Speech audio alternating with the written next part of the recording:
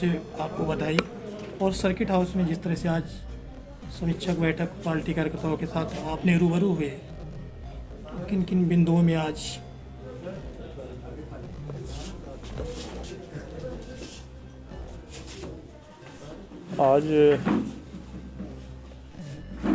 मैं सीधी जिले के प्रवास में था।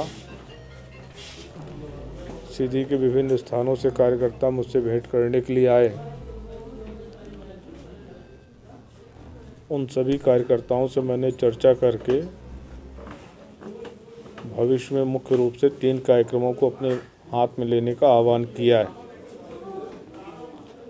हमारे प्रधानमंत्री श्री नरेंद्र मोदी जी ने प्रत्येक सांसद को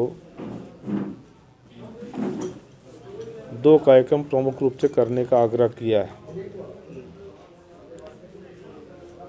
पहला कार्यक्रम जो है कुपोषण के विरुद्ध है कि कुपोषण को हराना है, भारत को स्वस्थ बनाना है। तो उस कुपोषण को ध्यान में रखकर अपने सीधी जिले में हम जो प्रयत्न कर सकते हैं, उसके लिए हमने एक कार्यक्रम का रूपरेखा बनाई है।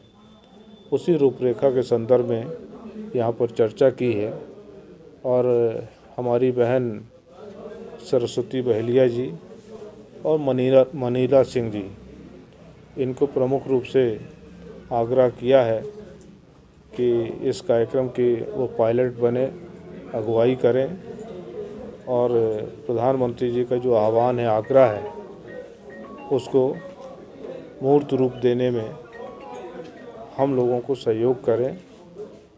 और उन्होंने सहर्ष रूप से इसके लिए अपनी सहमति भी दिया है और इस काम को अपने हाथ में लिया है। जिस तरह से मध्य प्रदेश में पोषण आहार की बात करें, अभी जैसे कोविड-19 चल रहा है, तो चाहे आंगनबाड़ी कार्यकर्ता जब भी अपने केंद्र में जाती हैं, लेकिन उनको आज दिनांक तक शासनाधीन से रेगुलर नहीं किया गया, सिर्फ मानदेन दिया जाता है। उनका मांग है आंगनबाड़ी कार्यकर्ता, आशा कार्यकर्ताओं की, कि अगर आपके नेतृत्व में केंद्र सरकार अगर उनको रेगुलर कर्मचारी का दर्जा तो प्राप्त। आंगनबाड़ी कार्यकर्ता, आशा कार्यकर्ता का विषय एक राज्य का नहीं है, पूरे देश का है और पूरे देश के संदर्भ में समग्र रूप से विचार करना पड़ेगा, क्योंकि अलग अलग प्रांतों की अलग अलग आर्थिक स्थिति है और अलग अलग परिस्थितियां हैं। उन परिस्थितियों पर विचार करके इस संदर्भ में निर्णय लेना पड़ेगा।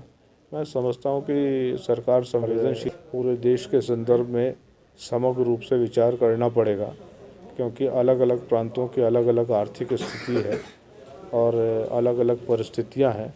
उन परिस्थितियों पर विचार करके इस संदर्भ में निर्णय लेना पड़ेगा।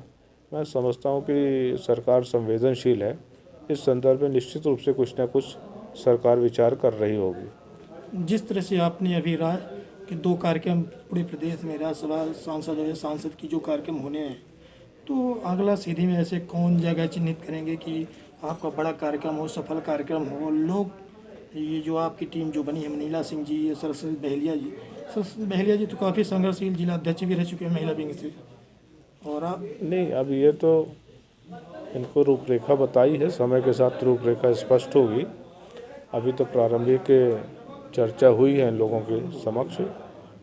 और दूसरा कार्यक्रम हमारा खेलकूद की प्रतियोगिताओं के संदर्भ में है, तो हम सीधी ओलंपिक का आयोजन करेंगे, सीधी संसदीय क्षेत्र के ओलंपिक का, और जिसमें सीधी सिंगरौली जिला दोनों सम्मिलित रहेगा। और इसकी जवाबदेही सभी ने मिलकर राकेश रतन सिंह जी और अखिलेश पांडे को सौंपी है और ये दोनों मिलकर इस ओलंपिक के आयोजन की रूपरेखा बनाएंगे। कौन कौन से खेल कराना संभव होगा, उसकी जानकारी लेकर कार्य का वितरण करेंगे और आने वाली 5 फरवरी को सारी अपनी रिपोर्ट प्रस्तुत करेंगे। उसके आधार पर हम फिर आगे बढ़ेंगे। कहीं में कहीं सिहावल विधानसभा की हम बात करें, वहाँ पर जो संगठन पटेल बाहुल क्षेत्र है, सिर्फ आपकी संगठन की तरफ से बहुत कम उनको संगठन में दायित्व दिया गया है। लगभग ऐसे चर्चा है कि 3-4 लोग